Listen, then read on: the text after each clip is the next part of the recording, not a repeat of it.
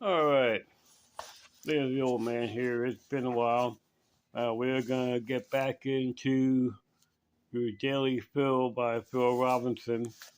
We're on day 8, the author and sustainer of true life. Through him all things were made.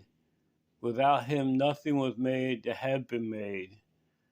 That's from John 1, verse 3. In my college years, I ran up on some enlightened professors who taught us that we were evolved from apes some millions of years ago. Where did the apes come from? Good question, they said. The apes evolved from fish, which had grown legs and crawled from the salt water onto the land. Where did the fish come from? They evolved from single cells, had doubled up and grown tails. Where did single cells come from? They have been swimming around in the salt water since just after the Big Bang, the professor said. Huh? I didn't even believe the lie that men had evolved from apes or fish or single cells that crawled out of the salt water. I was a man of the woods. I had never seen a catfish crawl out of the mud and turn into an ape. And sure, I hadn't been around for millions of years, but common sense is common sense. Nope, I really didn't believe in evolution at all. But until I came to know the power of Jesus in my life, I didn't stop to consider the simplest question. Where had all this life come from? After running up on Jesus, I found the peace of mind I so wanted. And as I came to understand the absolute truth of his word, as I ate the scriptures day after day, I found the Almighty really was the source of the fullest life. In Genesis, I read how God created the heavens and the earth, how he started with light, then created fish, plants, and animals before making man. I read the Gospel of John, and through it discovered the creative process had occurred through Jesus himself. Through him all things were made. Without him nothing was made that has been made.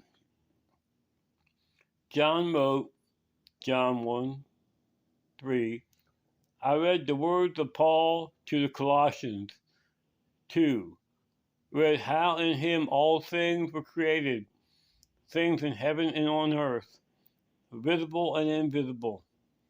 Whether thrones or powers or rulers or authorities, all things have been created through him and for him.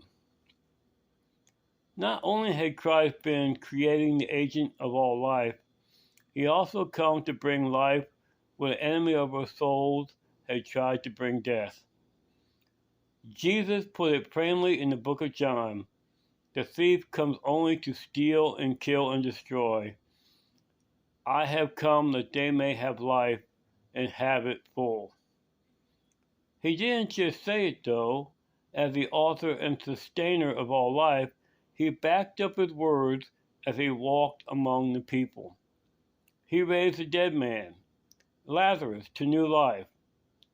John 11:38-44. He raised Jairus' daughter from death to life. Mark 21-43. He even took 5 loaves of bread and 2 fish and multiplied to feed more than 5,000 people. Matthew 14, verse 13-21. The act of creating food for so many hungry people, bread and fish, wasn't that a life-giving act? And this is nothing to say of the fact that Jesus came to free us from eternal death and raise us to everlasting life. The scripture couldn't be clearer. The Almighty is the author and sustainer of true life, and he works his purposes out through Jesus Christ. God, I praise you for being the author and sustainer of all life. Thank you for sending your Son Jesus to set me free from eternal death and raise me to everlasting life. wise words to consider.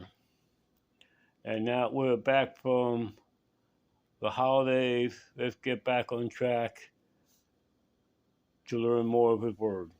God bless.